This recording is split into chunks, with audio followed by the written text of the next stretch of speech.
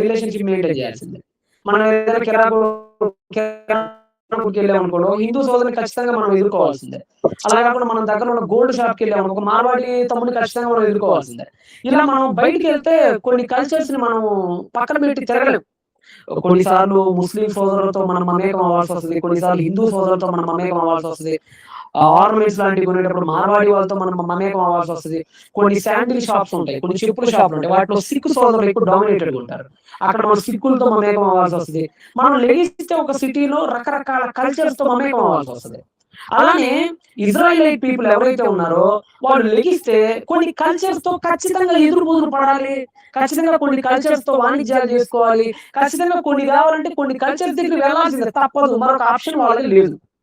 అలాంటి పరిస్థితులు ఒకప్పుడు ఉండేవి. అలాంటి కల్చర్స్ చుట్టుపక్కల ఉండేవి.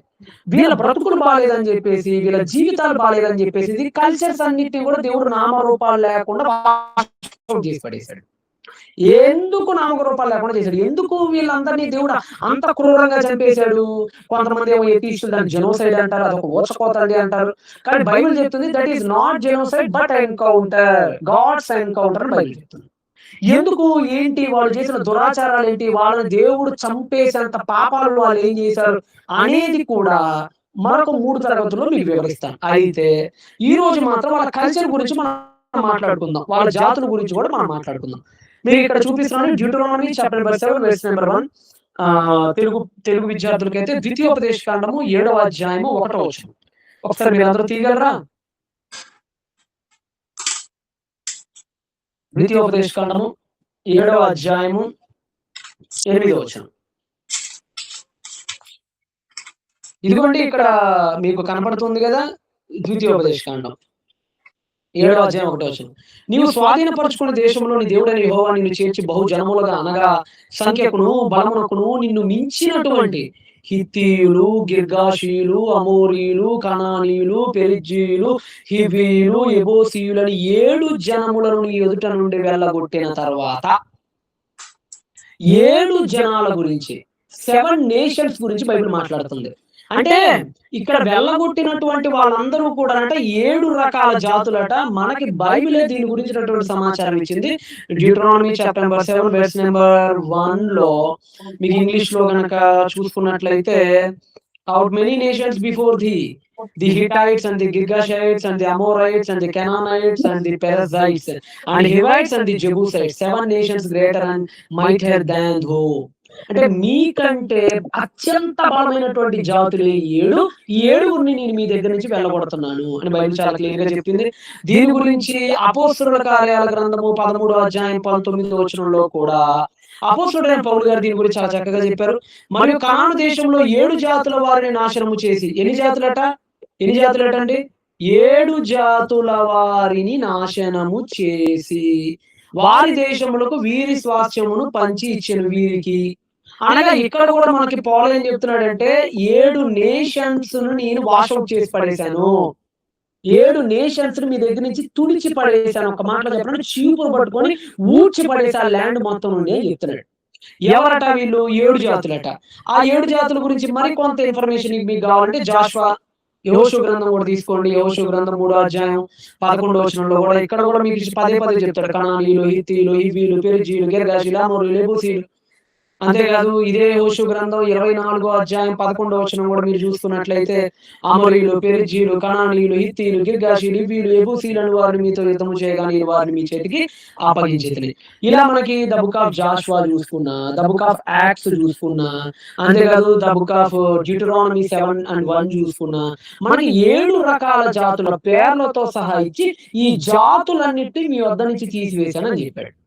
కాబట్టి మనకి కనాన్ ల్యాండ్ అర్థం కావాలంటే 7 జాతులు మనకు అర్థం కావాలి. ఫస్ట్ మీరు అది గుర్తుపెట్టుకోండి. ఆ 7 జాతులు ఎక్కడెక్కడ నివసించాయో మీకు మ్యాప్ పాయింట్ ఇచ్చా. రైట్?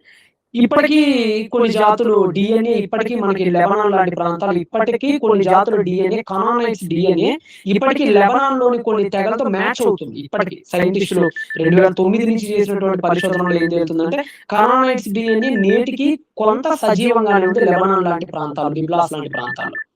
రైట్? ఇక్కడ మనకి ఈ మ్యాప్ కూడా గుర్తుపెట్టుకోండి. ఈసారి మీకు వర్క్ ఇదే. ఈసారి మీకు హోంవర్క్ ఈ మ్యాప్. ఈసారి మీకు హోంవర్క్ ఒకసారి మళ్ళా ఈ మ్యాప్‌ని మీరు చూసుకోండి. రైట్? కాబట్టి ఈ మ్యాప్ పాయింట్ మీకు గ్రూప్‌లో షేర్ చేస్తాం. ఈసారి మీరు ఈ మ్యాప్ పాయింట్‌ని నాకు హోంవర్క్ కింద సబ్మిట్ చేయండి. రైట్. నెక్స్ట్ ఇప్పుడు మనం కల్చర్‌లోకొచ్చేద్దాం. కల్చర్. చూస్తున్నారు కదా! ఈసారి మనకి కల్చర్. అంటే సంస్కృతి. మీకు ఇందాక చెప్పా సంస్కృతి. ఎందుకు సార్ మన కల్చర్ ఎందుకు తెలుసుకోవాలి సార్ అసలు బైబిల్ మనకు అర్థం కావాలంటే? కల్చర్ తెలియకుండా ప్లెయిన్‌గా బైబిల్ చదివితే మనకు అర్థం కాదా? ఆదికాండం, నిర్గమకాండం అలాగా రోజుకో గంట సేపు కూర్చొని అలా చదువుకుంటూ వెళ్ళిపోతే బైబిల్ మనకు అర్థం కాదంటే చచ్చినా అర్థం కాదు. ఎందుకు ఇంత రూఢిగా ఈ మాట చెప్తున్నానంటే బైబిల్‌లోని ప్రతి ఈవెంట్ వెనక ఏదో ఒక కల్చర్ ఉంటది. బైబిల్‌లోని ప్రతి ఈవెంట్ వెనక ఏదో ఒక రిలీజియస్ యాస్పెక్ట్ అనేది ఒకటి ఉంటది. అది మనం తెలుసుకోకుండా దీన్ని మనం అన్లాక్ చేయలేం. అర్థమవుతుందా? బైబిల్ తాళం కప్ప అనుకుంటే దాని కీస్ కొన్నిసార్లు హిస్టరీలో ఉంటాయి. దాని కీస్ కొన్నిసార్లు కల్చర్‌లో ఉంటాయి. దాని కీస్ కొన్నిసార్లు ఆర్కియాలజీ దగ్గర ఉంటది. ఆ కీస్ అన్ని మనం తెచ్చుకొని ఓపెన్ చేస్తే లాక్ ఓపెన్ అయితే లాక్ ఓపెన్ చేస్తే లోపల ఉన్న ధనాగారం మొత్తం మన కళ్ళకి కనపడిద్ది. లాక్ ఓపెన్ చేయకపోతే ఆ రూమ్‌లో ఏముందో తెలీదు గదా! సో బైబిల్ నిండా పుష్కలమైనటువంటి సమాధానాలు ఉన్నాయి. కానీ అది నీకు ఓపెన్ అవ్వాలంటే లాక్ మాత్రం రకరకాల ప్రాంతాలు ఉంది. దాన్ని నువ్వు వెతికి తెచ్చుకొని మళ్ళీ ఓపెన్ చేయాలి. అలా బైబిల్ లాక్ కొన్నిసార్లు కల్చర్ దగ్గర ఉంటది. కల్చర్ అర్థమైతేనే అసలు బైబిల్‌లో కొన్నిసార్లు ఆ సంఘటనలు ఎందుకు అలాగా వెళ్తున్నాయో మనకు అర్థమయ్యేది. రైట్. ఓకేనా? ఇప్పుడు మనం ఏం చేద్దామంటే కల్చర్ దగ్గరికి వద్దాం. అసల కల్చర్ చాలా సందర్భాల్లో ఆనాటి ఆచారాలు తెలిస్తేనే వాక్య భాగం స్పష్టమవుతుంది. ఓకేనా? చాలా సందర్భాల్లో మీరు ఇక్కడ రాస్తున్నాను చూడండి. రాసుకోండి చక్కగా. చక్కగా రాసుకోండి. ఆనాటి ఆచారాలు తెలిస్తేనే వాక్య భాగం స్పష్టమవుతుంది. ఇంకోటి కూడా ఇచ్చాను మీకు. కల్చర్ తెలియకపోతే మన వాక్యాన్ని తప్పుగా అర్థం చేసుకునే అవకాశం కూడా ఉంది. ఈ కల్చర్ అర్థం కాలేదనుకో మీరు వాక్యాన్ని కూడా తప్పుగా అర్థం చేసుకుంటారు. ఎందుకంటే ఒక్కొక్క చోట కల్చర్ ఒక్కొక్క రకంగా ఉంటదండి. ఈ దేశంలో ఉన్నట్టుగా కల్చర్ ఇంకో దేశంలో ఉండదు. ఈ దేశంలో కరెక్ట్ అయింది ఇంకో దేశంలో తప్పవచ్చు. ఆ దేశంలో తప్పయింది మన దేశంలో రైట్ అవ్వచ్చు. మనం ఏ పుస్తకాన్ని చదువుతున్నామో ఆ పుస్తకాన్ని ఆ దేశపు దృక్కోణంలో నుంచి చదవాలి. ఫర్ ఎగ్జాంపుల్ ఇండియా ఉందండి. ఇండియాలో మనం అడ్డంగా ఇలా తలకాయ ఊపామనుకోండి అర్థం ఏమొస్తది చెప్పండి? ఇప్పుడు ఫర్ ఎగ్జాంపుల్ నేను ఒక సీన్ చూపించాను మీకు. మీకు ఒక మూవీ సీన్ చూపించా. ఆ మూవీ సీన్ మ్యూట్‌లో పెట్టా. నేను కావాలని సైలెంట్‌లో పెట్టా మూవీ సీన్. ఇండియన్‌గా నీకొచ్చి చూపించా. ఓ ఇండియన్ అక్కడ ఏం జరుగుతుందో చెప్పమని చెప్పా. అక్కడేముందంటే పెళ్లి కొడుకు కూర్చున్నాడు. పెళ్లి కూతురు వచ్చింది. అక్కడున్న పెద్దవాళ్ళు అడుగుతున్నారు, "పెళ్లి కూతురు నీకు నచ్చిందా అబ్బాయి?" అని అడిగారు. అప్పుడు అబ్బాయి అన్నాడు, ఇలా అన్నాడు. ఇలా అన్నాడు. మీరు చెప్పండి ఇప్పుడు అక్కడ ఏం జరిగిందో? యాజ్ ఇండియన్‌గా నువ్వేమంటావు తెలుసా? అబ్బో! ఇది గూడా చెప్పలేమా? నచ్చలేదు అన్నాడండి బాబు. అడ్డంగా తలకాయ ఊపాడు కదా! సో నచ్చలేదని చెప్తాడు. అర్థమవుతుందా? ఇదే మూవీ బిట్ తీసుకొని ఇంకో మూవీ బిట్ కూడా ఉంది. ఇదే మూవీ బిట్ తీసుకొని బల్గేరియాలో ఉన్న ఒక వ్యక్తికి నేను చూపిస్తా. "ఓ బల్గేరియన్ ఇట్రా" అని చెప్తా. బల్గేరియన్ వచ్చి కూర్చుంటాడు. ఆ బిట్‌లో ఏం జరుగుతుందో చెప్పంట. సేమ్ ఒక అమ్మాయి వస్తుంది. కాఫీ కప్ ఏస్తుంది. ఆ అబ్బాయి కూర్చొని తాగాడు. ఆ పెద్దలు అడుగుతున్నారు. "ఏ అబ్బాయి అమ్మాయి నచ్చిందా?" అని అడుగుతున్నారు. అప్పుడు ఆ అబ్బాయి ఏం చేశాడంటే ఇలా అన్నాడు. మళ్ళీ ఇలానే అన్నాడు అతను. ఇందాక అన్నట్టుగానే ఇలానే అన్నాడు. ఇప్పుడు బల్గేరియన్ అడిగా, "ఓ బల్గేరియన్ ఏం జరుగుతుందో చెప్పన్నా." అప్పుడు అబ్బాయి అంటాడు, "అబ్బబ్బబ్బా! అమ్మాయి భలే నచ్చిందండి" అబ్బాయికి అంటాడు. చూసే జనాలు షాక్ అయిపోతారు. అదేంటి? అడ్డంగా ఊపినప్పుడు ఒక ఇండియన్ ఏమో దాని ఇంటర్ప్రిటేషన్‌లో అమ్మాయి నచ్చలేదని చెప్పాడు. కానీ బల్గేరియా వాడికి అదే సీన్ చూపిస్తేనే వాడేమో తెగ నచ్చేసిందని చెప్పాడు. మూవీ బిట్ మారలా. మీకు సీన్ అర్థమవుతుందా? నేను చూపించిన బిట్ ఏం మారలా. ఈడికేం చూపించానో ఆడికి అదే చూపించా. ఇండియా వాడికి ఏం చూపించానో బల్గేరియా వాడికి అదే చూపించా. కానీ ఇక్కడ వచ్చిన సమస్య ఏంటంటే కల్చర్. ఇక్కడ కల్చర్ ఇక్కడ నచ్చింది అని చెప్పిందన్న కల్చర్ ఇక్కడ నచ్చలేదని నువ్వు చెప్పడానికి కూడా కారణం కల్చర్. ఎందుకంటే మన ఇండియన్ కల్చర్‌లో, మన ఏషియన్ సబ్ కాంటినెంట్‌లో ఇలా అడ్డంగా ఊపామంటే వద్దు అని, నచ్చలేదు అని అర్థం. రైట్? కదా! నీ కల్చర్‌లో నువ్వు ఆ వీడియో చూసావు. పొరపాటు నీది. నీ కల్చర్‌లో ఇప్పుడు ఆ వీడియో చూసావు. ఆ వీడియో చూసిన తర్వాత నువ్వు నీ కల్చర్‌తో ఆలోచించావు. నీ కల్చర్‌తో ఆలోచించేది నీ కల్చర్‌లో ఇలా అంటే ఖచ్చితంగా కాదు అని, కాబట్టి ఆ అమ్మాయి నచ్చలేదని చెప్పేసావు. నువ్వు చేసిన తప్పేంటంటే కళ్ళు బానే పనిచేసినియి. బిట్‌లో క్వాలిటీ బానే ఉంది. కానీ నీ కల్చర్‌ని ఇంటర్ప్రిటేట్ చేసావు కదా! అందుకని మెసేజ్ రాంగ్ అయిపోయింది. మరి బల్గేరియా వాడు ఎందుకంటే అలా చెప్పాడంటే బల్గేరియన్ కల్చర్‌లో ఇలా అంటే కావాలి అని నచ్చింది. నచ్చలేదు వద్దు అని. ఇలా అంటే నచ్చిందని ఆడి దగ్గరేమో ఇలా అంటే నచ్చలేదని. మన దగ్గరేమో ఇలా అంటే నచ్చలేదని ఆ బల్గేరియా వాడి దగ్గరేమో ఇలా అంటే నచ్చిందని. జస్ట్ మెడకాయ అటు ఇటు తిప్పేటప్పటికి వీడియో అర్థమంతా మారిపోయిందండి. కేవలం రీజన్ ఒకటే. కల్చర్. అందుకే నేను చెప్తున్నా కల్చర్. కల్చర్ గనక నీకు తెలియకపోతే కొన్నిసార్లు రైట్ రాంగ్ అయిద్ది. కొన్నిసార్లు రాంగ్ రైట్ అయిద్ది. అప్పుడు మనం ఏం చేయాలి తెలుసా? అప్పుడు ఏం చేయాలంటే నేను మీకు చూపించిన బిట్ ఉందే ఆ వీడియో బిట్. అసలు అది ఏ దేశందో, అది ఏ దేశస్తులు మూవీనో, ఆ మూవీలో ఉన్న కల్చర్ ఏంటో తెలుసుకుంటే తప్ప నువ్వు అక్కడ అసలు ఏం జరిగిందో, అసలు ఆ అమ్మాయి అబ్బాయికి నచ్చిందో లేదో ఈ కథంతా నీకు అర్థం లేదని నీకు అర్థం లేదు. ఇప్పుడు ఫర్ ఎగ్జాంపుల్ నేను చూపించిన మూవీ బిట్ బల్గేరియా వాడిదనుకో, నీ వాక్యం తప్పైపోద్ది. అదే నేను చూపించిన బిట్ ఇండియన్ వాడి సినిమా అనుకో, బల్గేరియా వాడి తప్పైపోద్ది. అసలు నేను మీ ఇద్దరిది చూపించలేము కూడా ఎవరిదో చూపించాను అనుకో, మీ ఇద్దరిది తప్పైపోద్ది. కాబట్టి కల్చర్ ఖచ్చితంగా తెలుసుకొని తీరాలి. లేదు అనుకుంటే మొత్తం అపార్థం అయిపోద్ది, ఆపోజిట్ అయిపోద్ది మెసేజ్. ఇప్పుడు ఫర్ ఎగ్జాంపుల్ మీకు బైబిల్లో నుంచి ఒకటి చూపిస్తా. రూతు గ్రంథం 4వ అధ్యాయము 7వ వచనం. The book of Ruth chapter number 4 verse number 7 to 9. Okay, ఇక్కడ మీకు అక్కడ సీన్ ఏంటంటే రూతు భర్త చచ్చిపోతాడు, మహలోను చచ్చిపోతాడు. తిరిగి తన అత్తగారు అయినటువంటి బెత్లెహేముకు వస్తది. ఇప్పుడు తనకి భర్త లేడు, వయసు ఏమో చిన్నది, ఎవరో ఒకరు పెళ్లి చేసుకోవాలి. అకార్డింగ్ టు తోరా ప్రకారంగా సమీప బంధువు పెళ్లి చేసుకోవాలి. అలాగా రూతుకి సమీప బంధువు ఒకడు ఉన్నాడు. ఆ సమీప బంధువు దాటిన తర్వాత వచ్చే ఇంకో సమీప బంధువు బోయజు క్లోజ్ రిలేటివే, కానీ బోయజు కంటే ఇంకొక క్లోజ్ రిలేటివ్ ఉన్నాడు ఇక్కడ రూతుకి. కాబట్టి ఇప్పుడు రూతును పెళ్లి చేసుకోవాలి అని అనుకుంటే ముందు అర్హుడు ఎవడంటే ఆ ఇంకొక క్లోజ్ రిలేటివ్. ఇప్పుడు ప్రపోజల్ అతని దగ్గరికి వెళ్ళింది, ఏమయ్యా మరి అమ్మాయిని క్లోజ్ రిలేటివ్ నువ్వే కదా, మరి నువ్వే వివాహం ఆడా, నీ కథ ఏంటి అని పెద్దల సమక్షంలో అడుగుతారు. అప్పుడు అతను ఏమంటాడంటే నా వల్ల కాదండి, నీ సాకలేను, నా ఫ్యామిలీ నాకు ఉంది, నా తర్వాత ఎవరైతే అర్హులో వాళ్ళే కానిచ్చేసేయండి అని చెప్తారు. అప్పుడు ఆ సీన్ అనమాట ఇప్పుడు మీరు చదువుతుంది ఆ సీన్. రూతు గ్రంథం 4వ అధ్యాయం 7 నుంచి 9 వచనాల్లో ఇలా ఉంది. ఏమనుంది? 8 చదువుతున్నానండి నేను 8. ఆ బంధువు అంటే ఎవరు? బోయజు కంటే ఒకడు క్లోజ్ రిలేటివ్ ఉన్నాడని కదా అతను, ఆ బంధువు. నీవు దానిని సంపాదించుకోనమని బోయజుతో చెప్పి తన చెప్పు తీయగా ఏం చేశాడట? ఇక్కడ చెప్పు తీసాడట. చెప్పు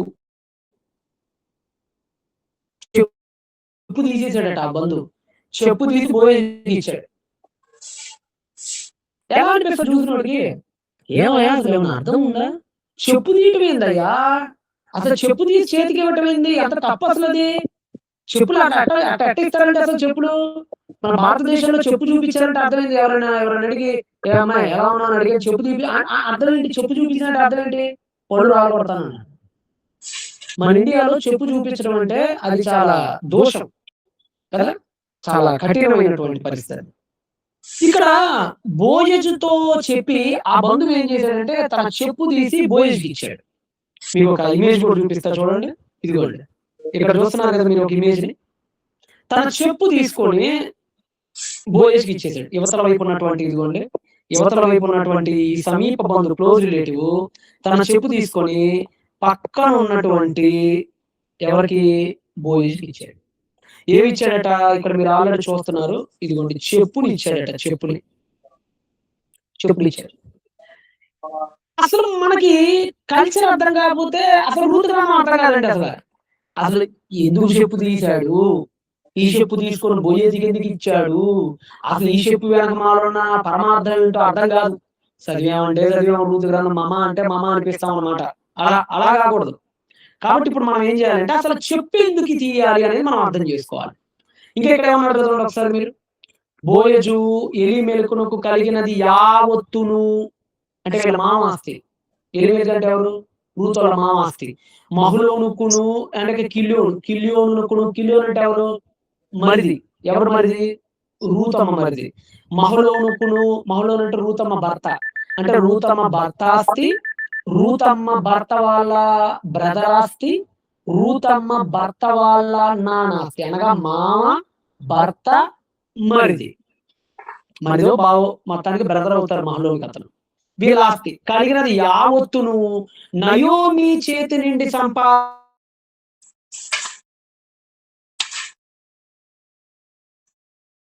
మహలోనాస్తి కిలియోనాస్తి 3 వాటాలు ఎవరికి వచ్చేస్తది? చేసుకున్న బోయేజ్‌కి వచ్చేస్తది. ఎందుకలాగా? వాటికి వారసురాలు ఇప్పుడు రూత్ అయింది కదా! రూతుని పెళ్లి చేసుకుంటాడు బోయేజ్ కదా! కాబట్టి బోయేజ్‌కి వెళ్ళిపోద్ది. అందుకని చెప్పి ఇక్కడ ఏం చేశాడంటే చెప్పు తీశాడు. అంటే ఇక్కడ మనకేం కనపడుతుంది ఇక్కడ? చెప్పు కనపడుతుంది. ఎందుకు చెప్పు తీయాల్సిన పరిస్థితి మనకు ఏర్పడుతుంది అని అంటేనండి సింపుల్ అండి. ఆ రోజుల్లో చెప్పు అనేది ఇదిగోండి ఇక్కడ మీకు చూపిస్తున్నాను చూడండి. కల్చర్. కల్చర్ ఎందుకు ఇంపార్టెంటో బైబిల్ అర్థం కావాలంటే చెప్తున్నా. ప్రాచీన కాలంలో ఒక వ్యక్తి భూమిని తనది అని చెప్పుకోవటానికి ఆ భూమి సరిహద్దుల వెంట నడిచేవాడు. పొలంకెళ్ళాడు, లేదంటే ఏదైనా స్థలంకెళ్ళాడు. చెప్పులేసుకొని స్థలంకెళ్తాడు. అంటే వాడి భూమిని తొక్కేది చెప్పు. వాడి భూమి గట్టును తొక్కేది చెప్పు. వాడిని భూమి మీద నడిచేటట్టు చేసేది చెప్పు. వాడికి ముళ్ళు తగలకుండా, ఏమీ తగలకుండా వాడి పాదాలను తన అనుకున్న ఆస్తిలో తిరిగేటట్టు చేసేది చెప్పు. కాబట్టి చెప్పుకోవాలకు ఒక మీనింగ్ ఉంది ఆ కల్చర్‌లో అక్కడ. దానికి ఒక విలువ ఉంది చెప్పుకోవాలి కల్చర్‌లో అక్కడ. ఆ కాలంలో చెప్పులు లేకుండా నడవటం బానిసత్వానికి గుర్తు. బానిసలకు పెద్ద చెప్పులు ఉండేవి కదా ఆ రోజున. చెప్పులు వేసుకొని నడవటం యజమాని హోదాకి గుర్తు. అందుకే తన చెప్పులు తీసి వేరొకరికి ఇవ్వడం అంటే దాని అర్థం ఏంటంటే ఇక్కడ చెప్తున్నాను చూడండి. ఈ భూమి మీద యజమానిగా నడిచే నా హక్కు నీకు ఇచ్చేస్తున్నానని అర్థం. చెప్పుని ఇక్కడ ఇచ్చాడు కదా! చెప్పును ఇతన్ని తీసుకెళ్ళి అతనికి ఇచ్చాడు కదా! అంటే అర్థం ఏంటంటే అసలు వాస్తవానికి ఆ ల్యాండ్‌లో నడవాల్సినటువంటి హక్కు నాది. ఎందుకంటే ఆమె సమీప బంధువు నేను పెళ్లి చేసుకుంటే గనక. కానీ ఆ హక్కుని నేను నీకిచ్చేస్తున్నా. అంటే నా చెప్పును నీకిచ్చేస్తా ఒక సిగ్నేచర్ టైప్ అన్నమాట. ఏంటంటే ఆ రోజుల్లో అక్షరాస్యత ఎవరికి ఉంది చెప్పండి? ఈ రోజు అంటే రిజిస్ట్రేషన్ గుర్తులున్నాయి, పేపర్‌లున్నాయి. ఆ రిజిస్టర్ ఆఫీస్ స్టాంపులెయ్యాలి. పెద్ద తతంగం ఉంది. ఆ రోజుల్లో ఎవరు అందరూ ఇల్లిటరేట్ పీపుల్. పెద్దగా వాళ్ళకేం తెలీదు. అక్కడున్న భౌతిక వస్తువులతోనే వాళ్ళు ఆ రోజుల్లో క్రయ విక్రయాలు చేస్తూ ఉండేవాళ్ళు. అర్థమవుతుందా మీకు? కాబట్టి ఇక్కడ చెప్పిచ్చాడు అంటే తన హక్కుని తను బోయేజ్‌కి ఇచ్చేస్తున్నాడు అక్కడ. అది పెద్దలందరి ఎదుట అన్నమాట. సో చెప్పుకోవాలంటే ఒక విలువ ఉంది. అంతేకాదు ఇంకో మాట చెప్తున్నా చూడండి మీకిక్కడ. బైబిల్ కాలంలో ఒక ప్రాంతాన్ని స్వాధీనం చేసుకున్నప్పుడు, లేదా ఒక భూమిని తన ఆస్తిగా మార్చుకున్నప్పుడు, దానికి గుర్తుగా అక్కడ తన చెప్పులు ఉంచేవారు. అర్థమైందా? అంటే ఈ పలానా భూమి నాది అని చెప్పాలనుకోండి, ఈ చెప్పు తీసుకెళ్ళి అక్కడ పెట్టేవాళ్ళు. ఇప్పుడు ఫర్ ఎగ్జాంపుల్ ఎవడైనా బస్సు ఎక్కాడు. బస్సులో సీట్ నాదనుకున్నాడు. సీట్ నాదనుకున్నప్పుడు ఏం చేస్తాడు? వాడి దగ్గర ఉన్న తువాలో కండువా తీసేసి అక్కడ ఏస్తాడు. అంటే వాడి దగ్గర ఉన్న తువాలు ఆ సీట్ మీద ఏసాడంటే అర్థం ఏంటి? ఆ సీట్ నాదది. అర్థమవుతుందా మీకు విషయం అర్థమవుతుందా? అలాగా ఒక ట్రైన్ ఎక్కారు. ఒక ట్రైన్ ఎక్కినప్పుడు మన మన వస్తువు ఏదో ఒకటి అక్కడ పెడతాం. మన బ్యాగ్ పెడతాం. కొన్నిసార్లు బస్ దిగి వాటర్ బాటిల్ తీసుకోవాలనుకున్నప్పుడు ఆయన కూర్చున్నాడు అనుకోండి మన బ్యాగ్ పెడతాం. అంటే అర్థం ఏంటి? మన వస్తువు అక్కడ పెడతాం వలన అర్థం ఏంటంటే ఈ సీట్ నాది. అలానే ఆ రోజుల్లో ఒక భూమి నాది అని చెప్పడానికి తన చెప్పును విప్పి ఆ భూమి మీద అక్కడ అలా పెట్టేవాడు. సో అప్పుడు ఆ భూమి నాది అని అర్థం. అది వాళ్ళ కల్చర్ అది. మీకు అర్థమవుతుందా? రైట్. లేదంటే చెప్పేసుకొని భూమిని కూడా తొక్కేవాళ్ళు. ఆ రోజు ఫరోలు, ఐగుప్తీయులు కూడా ఇలా చేసేవాళ్ళు. నెక్స్ట్ క్లాసెస్‌లో మీకు ఇంకా వివరంగా వివరిస్తాను నేను. నెక్స్ట్ ఇంకొక పాయింట్ చెప్తున్నా ఇక్కడ. కాబట్టి బోయజుకును ఆమె బంధువు చెప్పు ఇవ్వటం ద్వారా అనగా చెప్పిచ్చాడు కదా బంధువు. ఇలా చెప్పుని ఇవ్వటం ద్వారా ఆ భూమిని ఆక్రమించుకునే లేదా స్వాధీనపరుచుకునే చట్టబద్ధమైన హక్కును బదిలీ చేశాడు. అంటే ఆ బంధువు సమీప బంధువు ఎందుకు చెప్పిచ్చాడు అనంటే ఇక్కడి నుంచి ఈ ఆస్తి నీకు బదిలీ అయిపోతుంది అబ్బాయి. ఇది నాది కాదు. వాస్తవానికి నాది రావాలి చేసుకుంటే గనక. కానీ నేను చేసుకోలేదు కాబట్టి నా హక్కుని, నా ఈ ఆస్తిని నీకు ఇచ్చేస్తాను. ఇక భవిష్యత్తులో నేను వచ్చి గొడవ చేయను. ఈ అమ్మాయిని వాస్తవానికి నేను చేసుకోవాలి, నువ్వు మ్యానిపులేట్ చేసావు అని చెప్పి రేపొద్దున నీ వినే కేసులు ఎలా అవుదా వీడిపోయింది. కాబట్టి ఈ చెప్పు నేను తిరిగి ఇచ్చేస్తున్నా అని చెప్పి దాని అర్థం అనమాట. ఇంకొక ఉదాహరణ చెప్పి ఆ కాలంలో కాగితాలు, పెన్నులు లేవు కాబట్టి అందరికీ గుర్తుండిపోయి ఒక భౌతికమైన గుర్తు అవసరం. ఒక వ్యక్తి తన కాలు చెప్పును తీసి 10 మంది పెద్దల సాక్షిగా వేరొకరికి ఇస్తే అది బలమైన దృశ్య రూప సాక్ష్యంగా మిగిలిపోతుంది. ఆ ఊరు వాళ్ళందరూ ఆ పలానా వ్యక్తి బోయజుకి చెప్పించాడు కదా! అంటే హక్కులు బదిలీ అయ్యాయి అని చెప్పుకుంటారన్నమాట. అర్థమైందా ఇక్కడ మీకు సీన్? పలానా వ్యక్తి బోయజుకి చెప్పించాడు కదా! అందుకని హక్కులు బదిలీ అయ్యాయి అని చెప్పుకుంటారు. అంటే పలానా వ్యక్తి ఇప్పుడు రేపు పొద్దున ఎవరైనా వచ్చి ఆస్తిని అన్నాడు. అదేంట్రా ఆ రోజు నువ్వు చెప్పించావు కదా అంతకుముందు. చెప్పించాడు బదిలీ అయినట్టు కదా! అంటే రేపు పొద్దున ఇది ఐవిట్నెస్ అన్నమాట అందరికి. అర్థమవుతుందా? అలాగా చెప్పు వెనక ఒక అర్థం ఉందండి. వాళ్ళ కల్చర్‌లో కొన్ని ఉన్నాయండి. అందుకనే మీరు మోషే కాలంలో కూడా చూస్తే నీ చెప్పులు తీసేయి అంటాడు. నీ చెప్పులు తీసేసేయి అంటాడు. ఎందుకు? దీని వెనక చాలా రకాల కారణాలు ఉంటాయి. చెప్పులు తీయడం అంటే అర్థం ఏంటంటే తన సొంత అధికారాన్ని వదులుకొని దేవుడికి ఇచ్చేయడం. అర్థమవుతుందా? ఇప్పుడు మీకు ఆ బంధువు చెప్పు తీసుకొని ఎవరికి ఇచ్చాడు? చెప్పు తీసుకొని బోయజ్‌కి ఇచ్చాడు. అంటే అర్థం ఏంటి? తన అధికారాన్నంతా తీసివేసి ఆ వ్యక్తికి బదిలీ చేశాడు. అలానే మోషే చెప్పు తీసి పక్క దేవుడికి చెప్పి ఇవ్వలేదు కదా! దేవుడు చెప్పేవాళ్ళు లేదు బాగోదు కదా. చెప్పు తీసి పక్కన పెట్టు. పక్కన పెడతామంటే అర్థం ఏంటంటే ఇదిగో తన సొంత అధికారాన్ని వదులుకొని, అర్థమవుతుందా? తన సొంత అధికారాన్ని వదులుకొని దేవునికి లోబడటం, తన ప్రతి హక్కుని, తనకున్న ప్రతి రైట్‌ని దేవుడికి ఇచ్చేయటం, దేవుడికి లోబరచడం. అంటే దీని వెనక చాలా కారణాలు ఉంటాయిలెండి. దీని వెనక రిచువలిస్టిక్స్ పాయింట్స్ ఉంటాయి. అంతేకాదు దీని వెనక ఆచార కర్మకాండ కూడా ఉంటది. కానీ ఇది కూడా వన్ ఆఫ్ ద పాయింట్ అని చెప్తున్నానన్నమాట. కాబట్టి సమీప బంధువు చెప్పి ఇవ్వటం అనంటే అర్థం ఏంటంటే, నా బాధ్యత ముగిసింది, నీ బాధ్యత మొదలైంది అని చెప్పడం. అర్థమైందా? ఇప్పుడు మీకు చెప్పి ఇంత చెప్పాను కాబట్టి మీకు అర్థమైంది చెప్పు గురించి. చెప్పంటే ఆ రోజుల్లో బదిలీ చేసిండంటానికి గుర్తా? ఆ రోజు కలిసే కదా అని. ఒకవేళ నేను ఇదంతా మీకు చెప్పకుండా డైరెక్ట్‌గా మీరు లూకా సువార్తకి వెళ్ళిపోయారనుకోండి, మీకు అర్థం కాదు. ఎలా అర్థమైంది? ఎందుకు చెప్పు తీసేవాడో అర్థం కాదు, ఎందుకు చెప్పించాడో అర్థం కాదు, దీని గురించి వివరణ అర్థం కాదు. కలిసే తెలియాలి. అందుకని మనకి ఇక్కడ రూతు గ్రంథంలో కూడా చాలా స్పష్టంగా ఏమనేసారంటే, ఇక్కడ చూడండి ఇశ్రాయేలీయుల బంధు ధర్మమును గూర్చి గాని, క్రయ విక్రయములు అన్నారు చూడండి ఇక్కడ. ఏమన్నాడు ఇక్కడ? క్రయ విక్రయాలు అంటే అదేంటి? క్రయ విక్రయం అంటే అర్థం ఏంటి? కొనటం, అమ్మటం. కొనటం, అమ్మటం. పర్చేజ్ చేయటం, సేల్ చేయటం. అలా అన్నమాట. కొనటం, అమ్మటం. రైట్. ప్రతి సంగతిని గూర్చి స్థిరపరచుటకు పూర్వమున జరిగిన మర్యాద ఏదనగా ఏంటంట? క్రయ విక్రయాలు చేసేటప్పుడు ఒక మర్యాద ఉండేదట. మర్యాద. ఒకడు తన చెప్పు తీసి తన పొరుగు వానికి ఇచ్చుటయే. అర్థమైందా? అంటే ఆ రోజుల్లో క్రయ విక్రయాలు చేయాలి అనంటే మన దగ్గర ఉన్న చెప్పు తీసి వేరే వాడికి ఇవ్వాలి. అలా ఇస్తే క్రయ విక్రయాలు చేయాలంటే అది మర్యాద. మర్యాద అంటే ఇదే. మర్యాద అంటే కల్చర్. బైబిల్‌లో మర్యాద అని వేశారు. మర్యాద అంటే అర్థం అంటే కల్చర్. కాబట్టి కల్చర్ మీకు అర్థం కావాలి. బైబిల్‌లోనే ఒక పాయింట్ మీకు అర్థం కావాలంట. రైట్? కాబట్టి కల్చర్ ఈజ్ మస్ట్ ఇంపార్టెంట్. ఇది మీరు గుర్తుపెట్టుకోండి. కల్చర్ గురించి మీకు ఎప్పుడైనా తెలియాలనుకుంటే చూడండి. నెక్స్ట్ మనం ఎక్కడికి వెళ్ళిపోదాం అంటే అబ్రహాం దగ్గరికి వెళ్ళిపోదాం. మనం నెక్స్ట్ అబ్రహాం.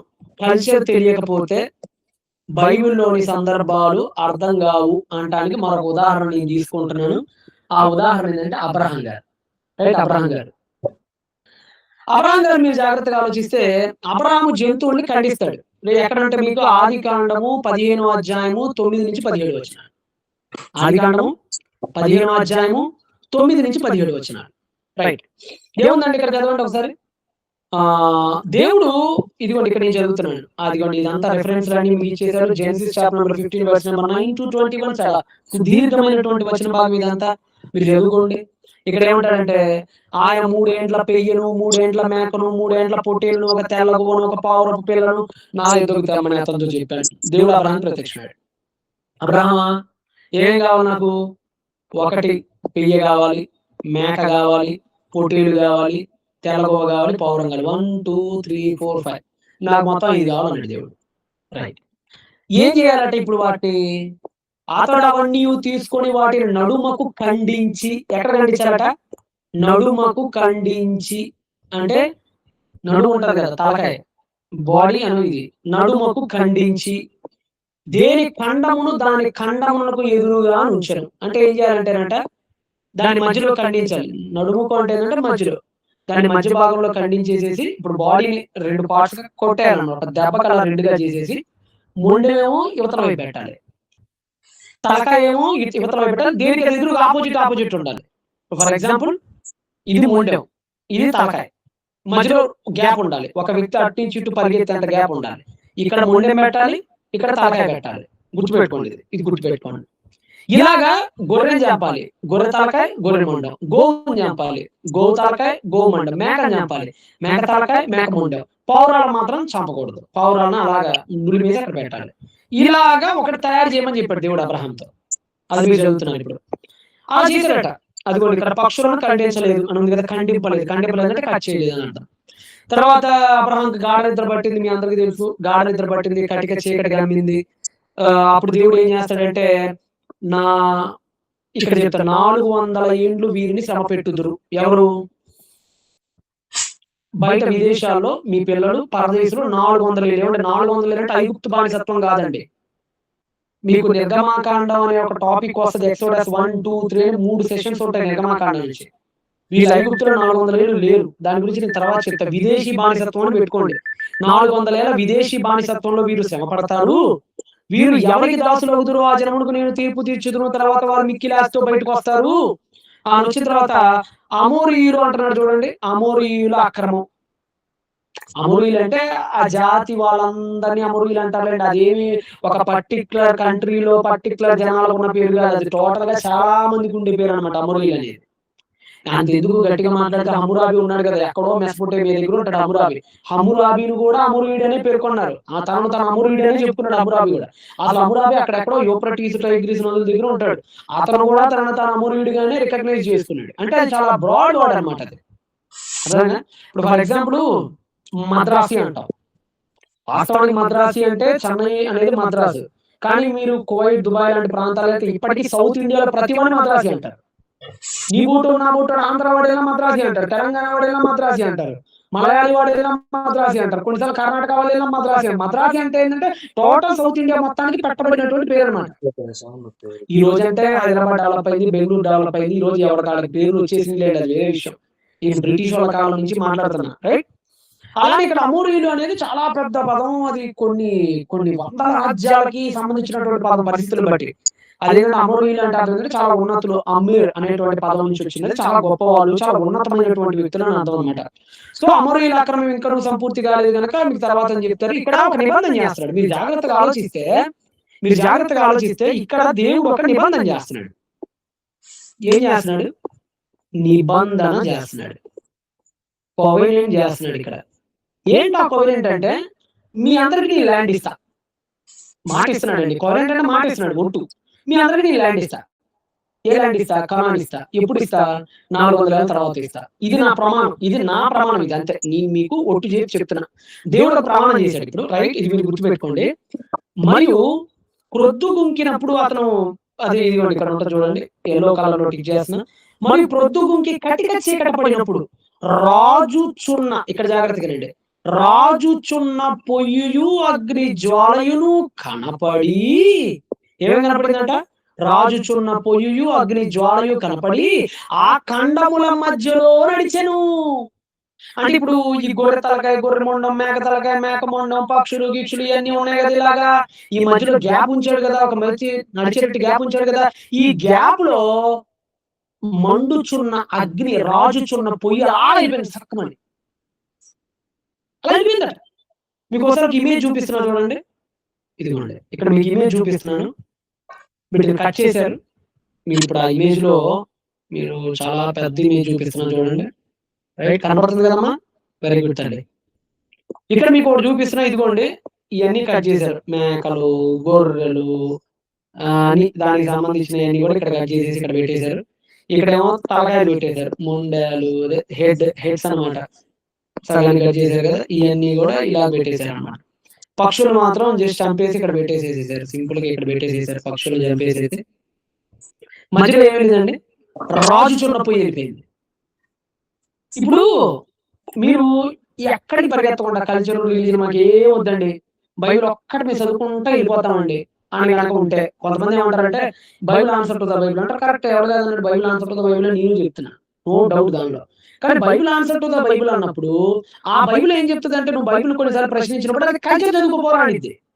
ఇప్పుడు బైబిల్ ఒక క్వశ్చన్ వేసింది, దానికి ఆన్సర్ రావాలి. ఓ బైబిల్ దీనికి నువ్వు ఆన్సర్ చెప్పాను అనుకో, కల్చర్ చదువుకోపోవాలి కొన్నిసార్లు. కాబట్టి కల్చర్ లోకి వెళ్ళటం కూడా బైబిల్ ఆన్సర్ టు ద బైబిలే. రిలీజియన్ ని తెలుసుకోవడం కూడా బైబిల్ ఆన్సర్ టు ద బైబిలే. మీ తర్వాత Bible answer to the Bible గురించి నేను ఒక పెద్ద టాపిక్ చెప్తానండి. ఇప్పుడు మన అవసరంగా డైవర్ట్ అయిపోతుంది మ్యాటర్ మనకి, ఓకేనా? సో ఇక్కడ మండుచున్నటువంటి, రాజుచున్నటువంటి అగ్ని జ్వాల లోపలికి వెళ్ళిపోయింది చూడండి ఇక్కడ ఇట్లా. ఇప్పుడు దీని అర్థం ఏంటి? ఇప్పుడు నాకేం కావాలంటే దీని అర్థం కావాలి. దీని అర్థం ఏంటి? అసలు ఎందుకు కట్ చేయమన్నాడు? మోగజీవులు ఎందుకు కట్ చేయమన్నాడు? మధ్యలో రాజును పొయ్యి ఎందుకు వెళ్ళిపోయింది? ఇది మీకు అర్థం కావాలంటే నువ్వు బైబిల్ 1000 సార్లు చదివండి, నీకు అర్థం కాదు. మ్యాటరే నీకు అర్థం కాదు. అప్పుడు ఏం చేయాలంటే కల్చర్లోకి వెళ్ళాలి, చదవాలి, కల్చర్ పరిగెత్తాలి, కల్చర్లోకి వెళ్ళాలి, చదువు. ఇలాంటి సందర్భం మీకు ఇర్మియా గ్రంథం 34లో కనపడుతుంది చూడండి. ఇర్మియా గ్రంథం 34వ అధ్యాయం 18 నుంచి 19 వచ్చిన. ఇర్మియా గ్రంథం 34వ అధ్యాయం 18 నుంచి 19 వచ్చిన. ఇక్కడ ఏమంటున్నాడంటే, తాము చేసిన నిబంధన మాటలు నెరవేర్చక, ఇక్కడ కూడా నిబంధన వచ్చింది. ఇందాక కూడా దేవుడు అక్కడ నిబంధన చేశాడు, గుర్తుపెట్టుకోండి. ఇందాక అక్కడ దేవుడు వాళ్ళతో నిబంధన చేశాడు, మీకు ఈ ల్యాండ్ ఇస్తానని. ఇక్కడ నిబంధన గురించి మాట్లాడుతున్నాడు, రైట్? దాన్ని అతిక్రమించి వారిని, తాము 2 భాగములుగా కోసి వాటి మధ్య నడిచిన దూడతో సమానులుగా చేయుచున్నాను. ఏమన్నాడండి? దానిని అతిక్రమించి వారిని, అంటే ఎవరైతే నిబంధనను అతిక్రమించారో వారిని తాము 2 భాగములుగా కోసి వాటి మధ్య నడిచిన దూడతో. 2 భాగాలుగా కోసి మధ్యలో నడిచారు కదా! వాటితో సమానంగా చేయుచున్నాడు. అంటే అర్థం ఏంటంటే, ఆ రోజుల్లో మాట ఇవ్వటం అనేది మాటలతో జరిగేది కాదు. ఆ రోజుల్లో ఎలా జరిగేదంటే, పశువుల్ని కట్ చేసి ఇందాక మీకు చూపించినట్లుగా ఇలా చేసేవాళ్ళు. ఇలా చేసి ఎవరైతే ఇద్దరున్నారో అటు పర్సన్, ఇటు పర్సన్ ఎవరైతే మాట తీసుకున్నారో, ఎవరైతే నిబంధనలోకి వచ్చారో వాళ్ళిద్దరూ కూడా ఈ రెండిటి మధ్య రోడ్‌లో అలా వెళ్ళిపోవాలన్నమాట. ఇదిగోండి, ఫర్ ఎగ్జాంపుల్ ఇద్దరు మానవులు అనుకోండి. వాళ్ళిద్దరు ఇలా, ఇలా, ఇలా, ఇలా, ఇలా వెళ్ళిపోవాలి. మధ్యలో వెళ్ళిపోవాలి. లేదు ఇంకొక వ్యక్తి ఉన్నాడనుకోండి, అటువైపు ఉన్న వ్యక్తి, ఆ వ్యక్తి కూడా ఇలా, ఇలా, ఇలా, ఇలా, ఇలా, ఇలా వెళ్ళిపోవాలి. ఎందుకు వీళ్ళు ఇలా, ఇలా, ఇలా, ఇలా, ఇలా, ఇలా, ఇలా, ఇలా వెళ్ళిపోవాలని గనక అనుకుంటే మనం సింపుల్ అండి. ఎవడైతే ఈ నిబంధనను అతిక్రమిస్తాడో, ఎవడైతే ఈ రోజు ఇక్కడ చేసిన నిబంధన అతిక్రమిస్తాడో, ఈ పక్కన చచ్చి పడిపోయి చూసావు గొర్రెలు, ఆడు కూడా అలా చచ్చి పడిపోతాడు. అంటే మరణం అన్నమాట. దాని అర్థం ఏంటంటే మరణం.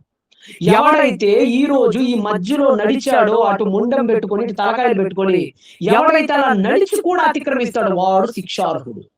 వాడికి శిక్ష పడుతుంది. అది ఆ రోజు ఉన్నటువంటి కల్చర్ అన్నమాట. ఇది కల్చర్. అదే మనకు కనపడుతుంది. ఇదిగోండి, ఇక్కడ మీకు చాలా క్లియర్‌గా చెప్పాను చూడండి. ఒకవేళ నేను మాట తప్పితే ఈ ఖండించబడిన జంతువులకు పట్టిన గతే నాకు పట్టాలి అని ఒప్పుకోవటం అన్నమాట. అర్థమైందా? ఒక్కొక్క దాని వెనక ఒక్కొక్కటి ఉంటది కదా కారణం. ఒక సింబాలిక్ కారణం ఏదో ఒకటి ఉంటది కదా! ఇక్కడ కారణం ఏంటంటే, ఒకవేళ నేను గనక మాట తప్పితే, ఈ నిబంధన మీతో చేసుకొని కూడా మాట తప్పితే, నేను కూడా ఈటిలాగే చచ్చిపోతా అని. నిబంధన తప్పటం అంటే ప్రాణాన్ని తీసేసుకోవటం ఇరు వర్గాలకి. అప్పుడు ఏం చేస్తారు? ఒళ్ళు దగ్గర పెట్టుకొని నిబంధన చేసుకుంటారు. ఒళ్ళు దగ్గర పెట్టుకొని ఒక కమ్యూనిటీకి వస్తారు.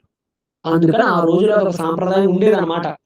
దీని గురించి మనకి ఎన్నో రికార్డ్స్ కూడా మనకి తెలియజేస్తూ ఉన్నాయండి.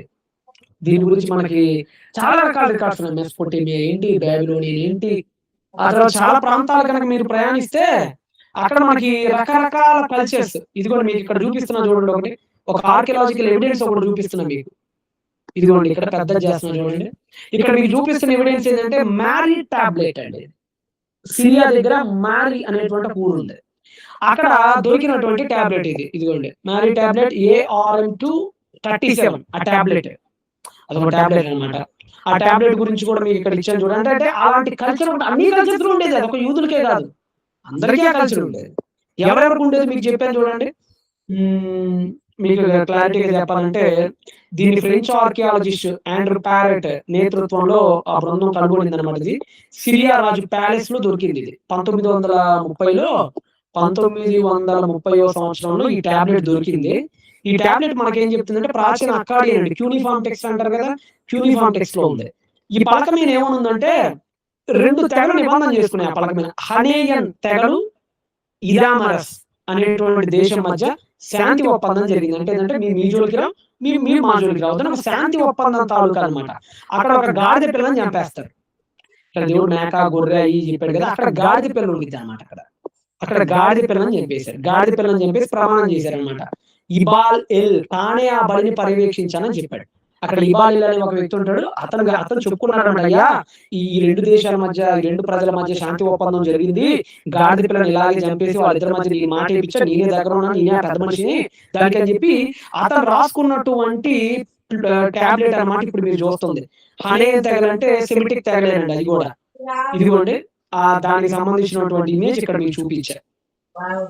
ఇది ఒక ఆర్టిఫాక్ట్ అన్నమాట. ఇది ఒక టాబ్లెట్, ముఖ్యంగా ఇది ఒక టాబ్లెట్ ARM-237 అని పిలుస్తూ ఉంటారు అన్నమాట దీన్ని. ఓకేనా?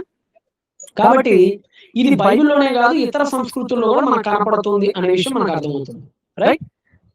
మన ముందు ఇంకొక 40 మినిట్స్ టైం ఉంది. 40 మినిట్స్ టైంలో మనం ముందుకెళ్ళేటువంటి ప్రయత్నం చేద్దాం. రైట్? ఆదికాండానికి రండి ఒకసారి మీరు అందరూ.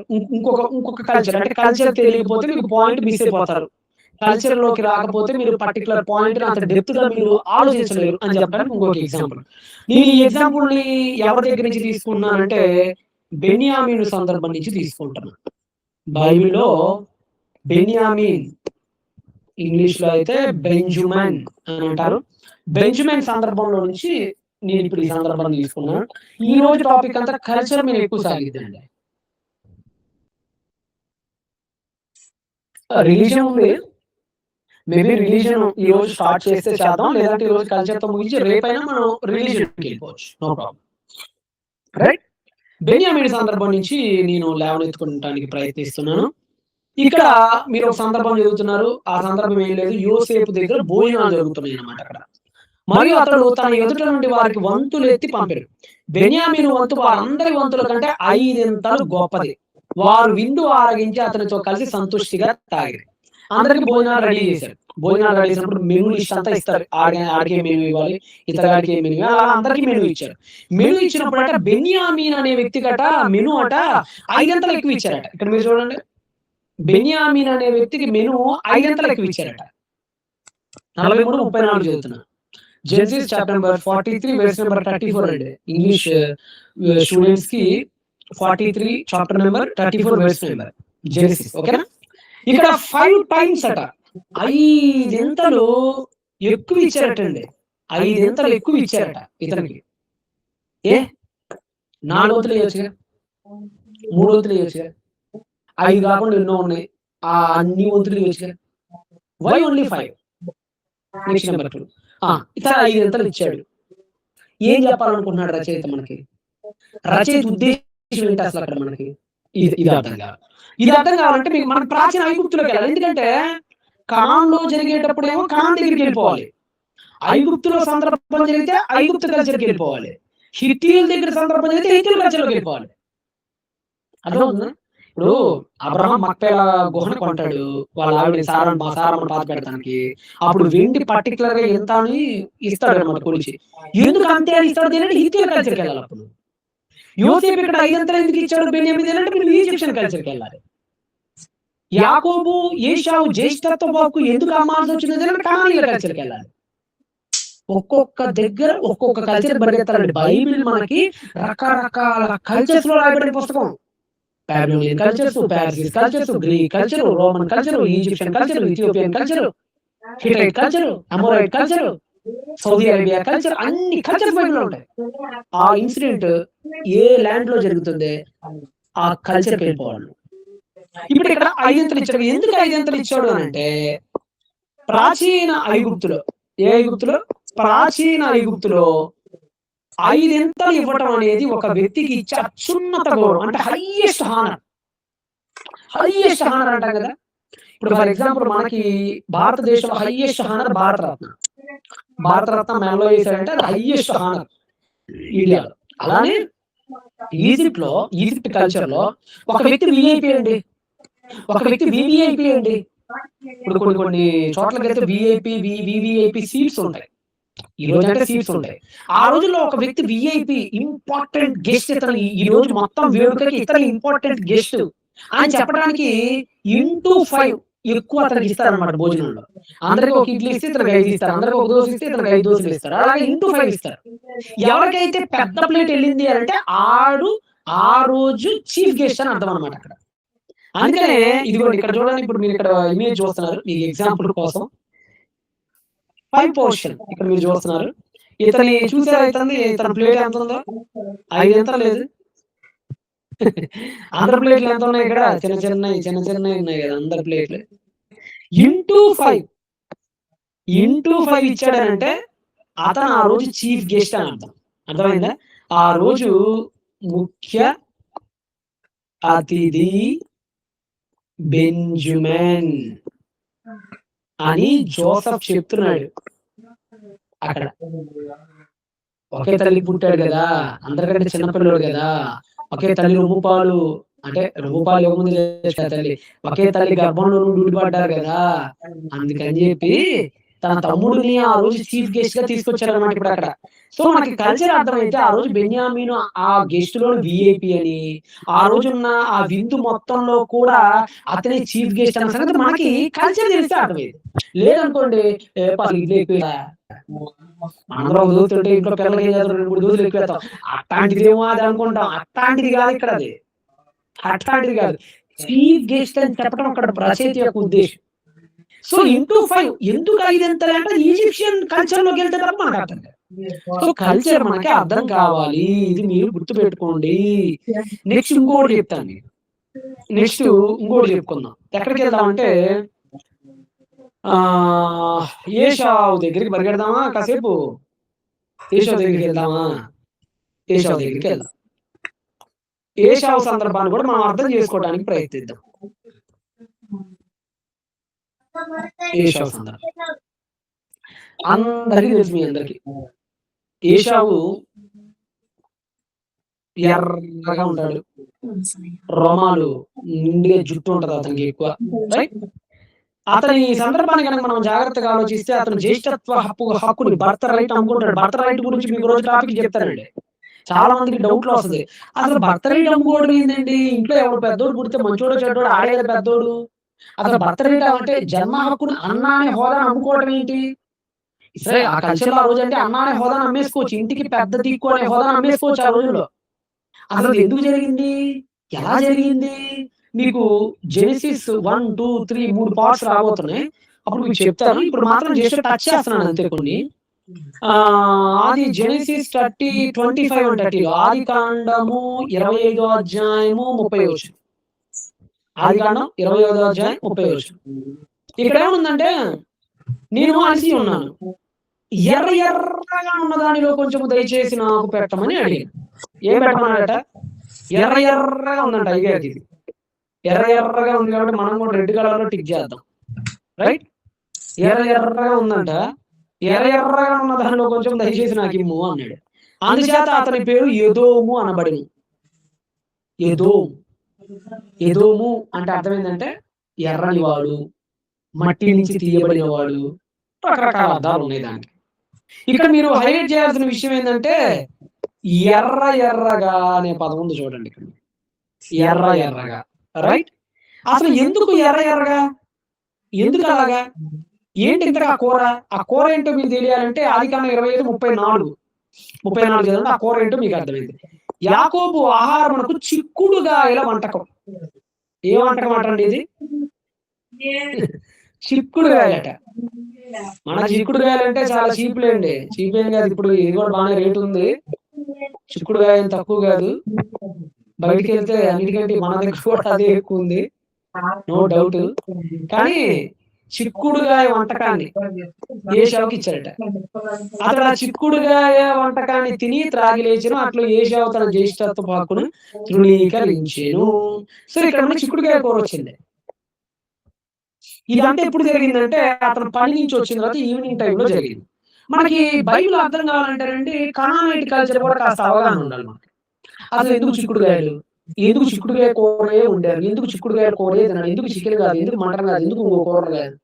1,90,00,000 కూరలు ఉన్నాయి. ఎందుకు అవి ఏవి కావు? ఎందుకు చిక్కుడుగాయలు? ఇది మీకు అర్థమైతే కొద్దిగా డీప్ గా మీకు బైబిల్ అర్థమైంది. రైట్? ఇక్కడ మీరు చూస్తున్నారు కదా, ఇక్కడ మీకు ఒక ఇమేజ్ చూపిస్తున్నాను. రైట్. ఏశావు ఎదురు ఒక పాత్ర ఉంది. ఆ పాత్రలో చిక్కుడుగాయల కూర మనకు కనపడుతుంది. రైట్? ఎర్రగా ఉందన్నాడు కాబట్టి రెడ్ వేసేద్దాం మనం కూడా. చిక్కుడుగాయ కూర మనకు కనపడుతుంది కదా. రైట్?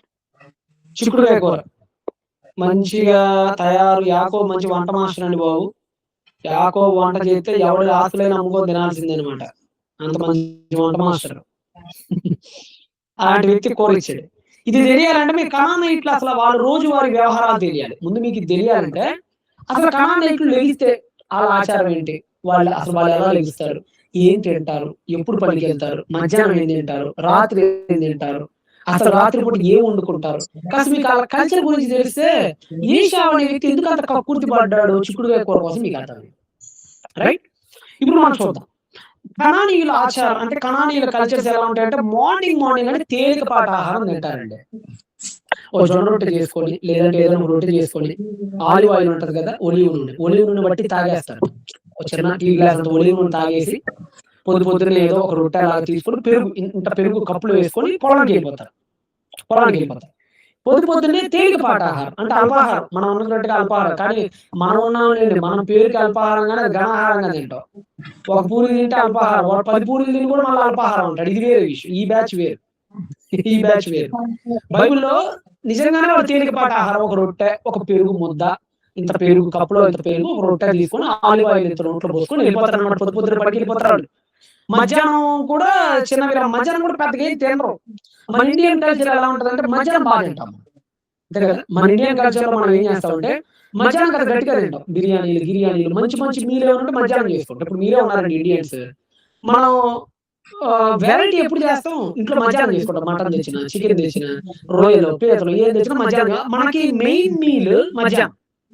కానీ కనానీయులకి మెయిన్ మీల్ మధ్యాహ్నం కాదు. మెయిన్ మీల్ మార్నింగ్ కాదు. వాళ్ళకి మెయిన్ మీల్ మధ్యాహ్నం కాదు, మార్నింగ్ కాదు. ఆ 2 కూడా చిన్ని చిన్ని ఆహారాలతో సర్దుకుంటారు వాళ్ళు. పొలం నుంచి ఎప్పుడైతే ఇంటికొస్తారో అప్పుడు వాళ్ళకి మెయిన్ మీల్. అప్పుడు వాళ్ళకి ప్రధానమైనటువంటి ఆహారం. ఎందుకంటే మధ్యాహ్నం గనక గట్టిగా తింటే పని చేయలేరు, పడుకుంటారు. మధ్యాహ్నం ముద్ద ఎక్కువ తిన్నామనుకోండి నిద్ర వచ్చేసి పడుకుంటాం. పడుకుంటే పళ్ళు కావు. అందుకని చాలా తక్కువ తింటారు. పొద్దున్నే ఎక్కువ తినేళ్ళామనుకోండి ఆ ఒళ్ళొంచలే. పొద్దున్నే ఎక్కువ తింటే ఒళ్ళొంచి పని చేయలేం. మధ్యాహ్నం ఎక్కువ తింటే నిద్ర చెట్టు కింద పడుకుంటాం. కాబట్టి ఎక్కువ తినరాళ్ళు. కాస్త కడుపున అప్పుడప్పుడు కాస్త ఖాళీగానే ఉంచుకుంటారు వాళ్ళు. ఎందుకంటే పని సరిగ్గా జరగదని.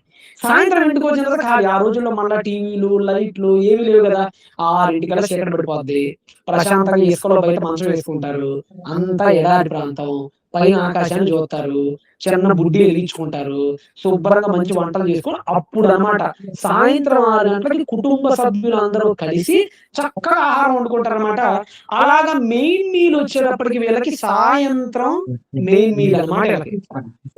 చూస్తున్నారు గదా! సాయంత్రం వీళ్ళకి మెయిన్ మీల్ జరిగింది. ఎవరికి? వీళ్ళకి. వీళ్ళకు మాంసం రోజు తినరండి మనలాగా. కనానీయులకి మాంసం ఎప్పుడు మనలాగా తినరాళ్ళు. ఆ కల్చర్ అంతా అంతే. వాళ్ళు ప్రోటీన్ గావాలి ఇప్పుడు. మనిషికి 3 ముఖ్యం. Fibre, protein, carbohydrate. కార్బోహైడ్రేట్ కష్టపడేవాడికి కావాలి. ప్రోటీన్ అంటే కండలు పెరగడానికి గావాలి. మెయిన్ బాడీ బిల్డ్ అవ్వాలన్నా, మజిల్స్ బిల్డ్ అవ్వాలన్నా, మంచి స్ట్రక్చర్ రావాలన్నా protein is must important. So, protein ఉండటానికి వాళ్ళు ప్రయత్నిస్తారు. ఆ ప్రోటీన్ కోసం వాళ్ళు ఎక్కువగా తీసుకునే కూరలు ఏంటయ్యా ఉన్నాయంటే ఇవే విత్తనాల కూరలనమాట.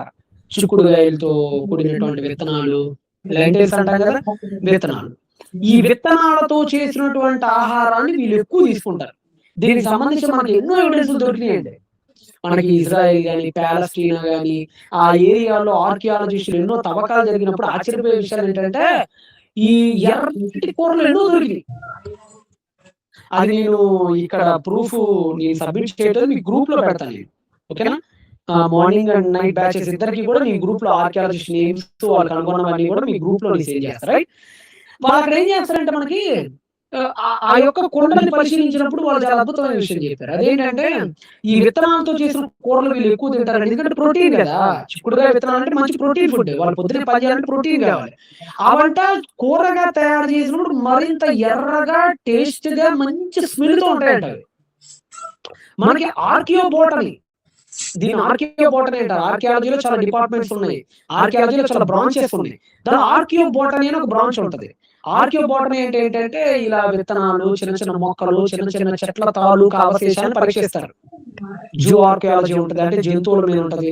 ఇలా ఆర్కియాలజీలో చాలా బ్రాంచెస్ ఉంటాయి. దానిలో ఆర్కియోబోటనీ శాస్త్రవేత్తలు ఎవరైతే ఉన్నారో వాళ్ళు ఇలాంటి ఎన్నో కొండలు కనుగొన్నారు. ఆ కొండల్లో ఇవి గనక వంటలో వేసినప్పుడు మరింత స్మెల్ చాలా చక్కగా రావటం ఇయన్నీ కనుగొన్నారు. ఇయన్నీ కనుగొన్నప్పుడు అర్థమైన విషయం ఏందంటే అంతే కదండీ! ఐగుప్తీయులు గాని వీళ్ళందరూ కూడా ఎర్రని వంటకాలు చాలా గొప్పవిగా తమ లేఖల్లోను, తమ పుస్తకాల్లోను రాసుకున్నారు కూడా. మిడిల్ ఈస్ట్‌లో ఉన్నటువంటి చాలా మంది. సో, ఎర్రని కూరగాయలతో చూసిన చిక్కుడుగాయలనేవి ఆ రోజుల్లో చాలా ఫేమస్ వంటకం అది. చాలా సుప్రసిద్ధమైన ఈ రోజుల్లో బిర్యానీ ఎలాగో, ఈ రోజుల్లో చికెన్ కర్రీ ఎలాగో, ఆ రోజుల్లో చిక్కుడుగాయ కూర అలాంటిదన్నమాట. దానికోసం సాయంత్రం ఎగబడేవారు పిల్లలు. ఆ ప్రోటీన్ కోసం. అర్థమైందా?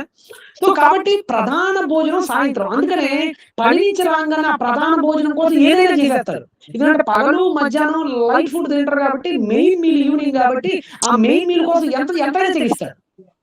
ఈ కణాలు బుద్ధి ఏశావుకు పోల. ఏశావు భార్యలిద్దరూ కూడా కనానీయులే గదా! హేతు కుమార్తెలే గదా! ఆ బుద్ధి పోల. ఆ కల్చర్ తనకు అబ్బింది. అందుకని కనానీయులు ప్రవర్తించిన రీతిగానే తాను కూడా ప్రవర్తించాడు. కనానీయులకి ఇలా అమ్ముకునేటువంటి జ్యేష్ఠత్వపు ఒకడు అమ్ముకునే ఆచారం కనానీయుల్లో మనకు కనపడుతది. అది కూడా అక్కడి నుంచి దొంగిలిచ్చాడు. చూద్దాం. మనం ఇంకా చూద్దాం. మన ముందు ఇంకొక 20 నిమిషాల టైం ఉంది. 20 నిమిషాల టైంలో మనం చూద్దాం. ఓకేనా? నెక్స్ట్ ప్రాచీన మధ్య ప్రాచ్య సంస్కృతిలో ఇప్పుడు మనం తినేటట్లుగా ముప్పూటలో భారీ భోజనాలు చేసే అలవాటు లేదు. మనం తిన్నట్టుగా 3 పూట్ల కడుపు నిండుగా పేకల దాకా వచ్చేటట్టుగా తినే అలవాటు వాళ్ళకి లేదు. ఉదయం చాలా తేలికపాటి ఆహారం. సాధారణంగా ఏమేమి తింటారో చెప్తున్నాను చూడండి. రొట్టె, ఆలివ్ నూనె, అంజూర పండ్లు, కొంచెం పెరుగు వంటివి తీసుకుంటారు. లైట్‌గా ఎళ్ళిపోతారు. పగలొచ్చేటప్పటికి మధ్యాహ్న కాలం ఎండ తీవ్రత ఎక్కువ ఉంటుంది కాబట్టి పనుల మధ్యలో చిన్న విరామం తీసుకొని పాత రొట్టెనో లేక గింజలనో తినేస్తారు. రాత్రి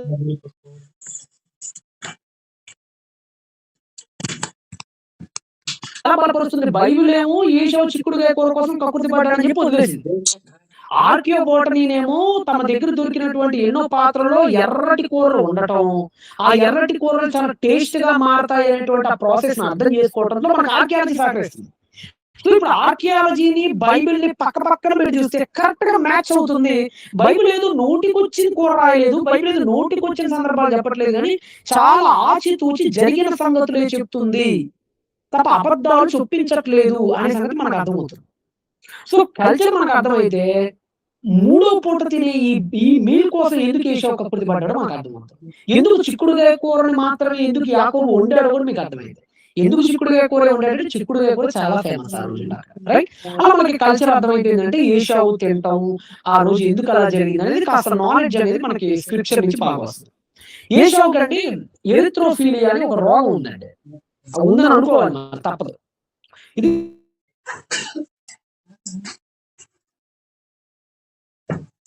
ఎందుకంటే ఎరుపు రంగు అంటే మనిషికి జన్యుపరంగా వస్తది. ఏషావుకి మీరు మొదటి నుంచి గమనించండి ఏషావు చరిత్రని ఎరుపు రంగు అంటే బలిష్టం ఏషావు. ఆ మధ్య ఐపీఎల్‌లో సన్ రైజర్స్ హైదరాబాద్ టీమ్‌లో క్లాసన్ అని ఒక ఆయన ఉంటాడు. ఆయన సిక్స్‌ల మీద సిక్స్‌లు బాగా కొడతాడు. సెంచరీస్ బాగా కొడుతుంటాడు ఆయన. ఆయన ఒకసారి మీడియా వాళ్ళు అడిగారు, "ఏంటి సార్ మీరు ఏంటి అసలు మీరు బ్యాట్ పట్టుకుంటే భలే కొట్టేస్తారు కదా మీరు" అని అడిగినప్పుడు ఆయన ఏం చెప్పాడంటే, "నా గడ్డం ఆరెంజ్. నా గడ్డం చూడండి ఆరెంజ్ రంగులో ఉంటది. నా స్కిన్ టోన్ కూడా ఆరెంజ్ లో ఉంటది. ఈ హైదరాబాద్ జెర్సీ కూడా హైదరాబాద్ కూడా ఆరెంజ్ లోనే ఉంటది. ఈ ఆరెంజెస్ అన్ని మ్యాచ్ అయ్యేటప్పుడు నాకు ఏదో ఒక తెలియని ఊపు వస్తది కొట్టేటప్పుడు" అంటాడు. అంటే కొన్ని కలర్స్ కొంతమందిని ప్రభావితం చేస్తాయి.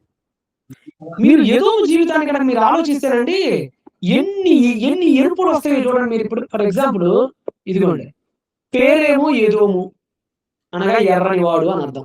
ఒక ఎరుపు. ఓకేనా? ఒక ఎరుపు. నెక్స్ట్ రంగు. మనిషి రంగు కూడా ఎరుపే. రెండో ఎరుపు. మనిషి రంగు కూడా ఎరుపే. రెండో ఎరుపు. నెక్స్ట్ కూర. ఇప్పుడు తిన్న కూర ఉంది కదా తిన్న కూర. ఇప్పుడు తిన్న కూర కూడా ఎర్రటి చిక్కుడుకాయ కూరే. ఇక్కడ కూడా ఎరుపే. 3. అంతేకాదు ఇతను నివసించే భూమి. ఇతను నివసించే భూమి తెలుసా? జోర్డాన్ దేశంలో ఉంది ఇప్పుడు అది. పెట్రా, బొర్సా ఈ ప్రాంతాలు. అవి కూడా ఎర్రటి కొండలండి. ఎర్రటి కొండలు. ఆ కొండలు ఎర్రగా ఉంటాయి. ఐరన్ ఆక్సైడ్ ఎక్కువ ఉంటది ఆ కొండల్లో. ఐరన్ ఆక్సైడ్ అంటారు కదా భీంబెట్కా కేవ్స్ గాని, అజంతా ఎల్లోరా గాని, మీరు చాలా గుహల్లోకి వెళ్తే 30,000 సంవత్సరాల కిందట ఉన్న ఆర్ట్స్ మీకు కనపడతాయి. అక్కడ కూడా వాడింది ఐరన్ ఆక్సైడే. దీన్ని హెమటైట్ అంటారు అన్నమాట దాన్ని. అది ఎర్రటి కొండలు ఎక్కువ ఉంటాయి అక్కడ. నెక్స్ట్ సముద్రం. ఎర్ర సముద్రం పక్కనే ఉంటారు వీళ్ళు. ఎవరు? ఏదోమీయులు. అఖాబా గల్ఫ్ ఉంటది ఎర్ర సముద్రం దగ్గర. ఆ గల్ఫ్ దగ్గరే ఉంటారు. ఎన్ని ఎరుపులు వచ్చినాయి చూడండి ఇప్పటికే మీకు. 5 ఎరుపులు. పేరు ఎరుపే, రంగు ఎరుపే, తిన్న కూర ఎరుపే, ఎల్లిన భూమి ఎరుపే, ఉండే సముద్రము ఎరుపే. అంటే ఎర్ర సముద్రం. అతను ఉండే ల్యాండ్ ఎలా ఉంటుందో చూపిస్తా చూడండి మీకు ఎంత బాగా అర్థమైంది. ఇదిగోండి ఇప్పుడు మీరు చూస్తున్నారు కదా ఇది పెట్రా. వరల్డ్ ఫేమస్ అన్నమాట ఇది. ఇది పెట్రా దీని పేరు. చూసారా ఎంత ఎర్ర ఉందో చూసారా? ఏషియాలో నివసించింది ఆడే. ఇదంతా ఏదో ప్రాంతం ఆ రోజుల్లో. పక్కన ఇంకోటి చూపిస్తున్నా చూడండి. ఇది కూడా పక్కన ఉన్నటువంటి బొర్స. ఎంత ఎర్ర ఉందో చూసారు ఇది? ఎరుపండి. ఇలాంటి కండిషన్ మేబీ ఎరిథ్రోఫిలియా అని అనొచ్చు మనం. ఇలాంటి కండిషన్ ని ఎరిథ్రోఫిలియా అని అనొచ్చు. ఎందుకంటే వీళ్ళకి ఎరుపుదనం అంటే యాళ్ళేని ఇష్టం. రంగు, ల్యాండు, రూపు. ఇంకో విషయం చెప్పడానికి ఇక్కడ ఇంకో కారణం ఉంది. యెషయా గ్రంథంలో కూడా ఎదోము నుంచి వచ్చేవాడు ఎర్రని వస్త్రం వేసుకొని వస్తాడని చెప్తాడు యెషయా. అసలు టోటల్ గా ఎరుపు మనల్ని ఎక్కడ కనెక్ట్ చేస్తుందో తెలుసా? ఎరుపు అంటే బ్లడ్ అనగా రక్తం అనగా మనిషి స్వభావం ఎరుపు స్వభావం, రక్తదాహం కలిగిన వాడు, క్రూరుడు అనే విషయాన్ని బైబిల్ నరేషన్ మనకు అర్థమయ్యేటట్టు చెప్తుంది. కాబట్టి మనం బైబిల్‌ని జాగ్రత్తగా ఆలోచిస్తే కొన్ని మనకు అర్థం కావాలంటే కల్చర్ ఖచ్చితంగా అర్థం కావాల్సిన పరిస్థితి ఏర్పడింది. రైట్? ఇంకొక పావుగంట టైం ఉంది మన ముందు. మనం నెక్స్ట్ కీర్తనల గ్రంథంలోకి వెళ్దాం. ఫర్ ఎగ్జాంపుల్ కీర్తనల గ్రంథంలో మీకు బాగా తెలిసిన ఒక వచనం ఉంటది. బాగా తెలిసిన ఒక వచనం. అదే 56వ కీర్తన 8వ వచనం. ఇక్కడ ఏముందో చదవండి. నా సంచారములను నీవు లెక్కించి ఉన్నావు, నా కన్నీళ్లు నీ బుడ్డిలో నుంచబడి ఉన్నవి, అవి నీ కవళలో కనబడును గదా. ఇక్కడ ఒక మాట కనపడుతుంది. ఏమనుంది ఇక్కడ? నీ బుడ్డిలో అనుంది చూడండి. ఏమనుంది ఇక్కడ? నీ బుడ్డి. కన్నీళ్లు బుడ్డిలో ఉండటం ఏంది? మీరు ఉన్నారండి, కన్నీళ్ళు ఎప్పుడు బుడ్డిలో పెట్టుకుంటారు మీరు? కన్నీళ్ళు పోతా ఉంటాయి, తుడుచుకుంటా ఉంటాం. ఈ బుడ్డిలు ఎవరు దాచిపెట్టుకుంటాడు? ఎవరు దాచిపెట్టుకోడు. కానీ ఇక్కడ కీర్తనకారుడు బుడ్డి అనే పదం ఉపయోగించాడు చూడండి. బుడ్డి. మన ఇంగ్లీష్ లో సాధారణంగా లోకల్ లాంగ్వేజ్ చెప్పాలంటే బాటిల్. బుడ్డి ఏంది? బుడ్డిలో కన్నీళ్లు పెట్టడం ఏంది? కీర్తన గ్రంథం చదువుకుంటే ఇదేదో అలంకారం అను, ఇదేదో ఒకరకట్ట చెప్పాడులేండి, ఆయన ఏదో ఎమోషన్ లో బాధపడతా ఏదో చెప్పాడులేండి అన్నట్టుగా అనిపిస్తుంది జనరల్ గా. ఇక్కడ కూడా మనం అర్థం కావాలంటే కలిసి అర్థం కావాలి. ఫర్ ఎగ్జాంపుల్ ఆ రోజుల్లో మనుషులు తమకు కావాల్సిన వాళ్ళు, అంటే వాళ్ళకి బాగా ఇష్టమైన వాళ్ళు ఎవరో ఒకరు ఉంటారు కదండి, వాళ్ళు దుఃఖంతో ఉన్న చచ్చిపోయినా ఏం చేస్తారంటే కాచిన కన్నీళ్ళని చిన్న చిన్న గాజు లేదా మట్టి బొట్లలో, స్మాల్ వైల్స్ అంటారు, వాటిలో పట్టి దాచుకుంటారు. అంటే ఆ రోజుల్లో ఏం చేస్తారంటే ఆ రోజుల్లో మనుషులు తమకు కలిగిన తీవ్రమైన దుఃఖంలో, అంటే నాకు బాగా ఏడుపు వచ్చింది, నేను ఏడ్చేయను, ఒక బుడ్డి తీసుకొని నా కన్నీళ్ళన్నీ కూడా ఆ బుడ్డీలు ఇలా వంపుకొని దాచిపెట్టుకుంటా. ఎందుకు? నా కష్టాలు నాకు ఎప్పుడు అక్కడ కనపడుతూ ఉండాలి. వాళ్ళలో టైప్ ఆఫ్ ఆచారం ఉంది అక్కడ. ఒక వ్యక్తి ఎంతటి కష్టాన్ని అనుభవించాడో చెప్పడానికి ఆ బుడ్డిలో ఉన్న కన్నీళ్లు సాక్ష్యంగా ఉంటాయి. ఆ రోజులో ఉన్న ఆచారం అన్నమాట. అక్కడ సందర్భం ఏంటంటే సౌలు చేతుల నుంచి పారిపోతున్నాడు, కొండలు దాడుతున్నాడు, అడవులు దాడుతున్నాడు, అన్ని దాటేస్తున్నాడు మనిషి. కన్నీళ్ళ పర్యంతం అయిపోతున్నాడు, నానుకునే దిక్కు లేక ఏడ్చుకుంటూ బతుకుతున్నాడు. ఇప్పుడు దేవుడు వైపు చూశాడు, దేవా నువ్వు చూడట్లేదని నేను అనుకోవట్లేదయ్యా, నేను ఎంత కష్టపడుతున్నాను, నేను ఎన్ని బాధలు అనుభవిస్తున్నాను, నా కన్నీళ్ళన్నీ నువ్వు కూడా బుడ్డిలో దాచిపెట్టుకున్నావు కదా, నీకు తెలుసు కదా, ఇంకా కష్టపడుతున్నాడు కదా అని ఆ రోజు తన చుట్టుపక్కల ఉన్న కల్చర్ లో జరుగుతున్నటువంటి దాన్ని వీళ్ళు ఎలాగైతే తమ కన్నీళ్ళని ఇలా దాచిపెట్టుకున్నారో, నా కన్నీళ్ళని దాచిపెట్టుకోవట్లేదు, ఎందుకంటే నా పరిగెట్టడం సరిపోయింది, దాచుకునేంత ఓపిక, దాచుకునేంత తీరిక నాకు లేదు తండ్రి. బుడ్డి పెట్టుకొని దాచుకుందామంటే సౌలు వచ్చి కొడుతున్నాడు, సౌలు సైన్యం వెంటబడుతుంది, నాకంత ఓపిక లేదు, ఎన్ని కాల్చారో నాకు గుర్తులేదు, ఎంత ఏడ్చారో నాకు గుర్తులేదు, కానీ నీ దగ్గర బుడ్డి ఉంది, నా కన్నీళ్ళని నువ్వు దాచిపెట్టావు కదా తండ్రి అని ఆ రోజు ఉన్నటువంటి కల్చర్ తో మాట్లాడుతున్నాడు ఆయన దేవుడితో. అదిగోండి ఇక్కడ సౌలు నుంచి తప్పించుకుంటూ అతనికి ఆదరించడానికి ఎవరు లేరు. అప్పుడు ఆయన అంటున్నాడు, ఏమంటున్నాడు తెలుసా? నా సంచారములను నీవు లెక్కించి ఉన్నావు. ఆ సందర్భం మీరు చూసుకోండి, ఏమన్నాడు ఇక్కడ?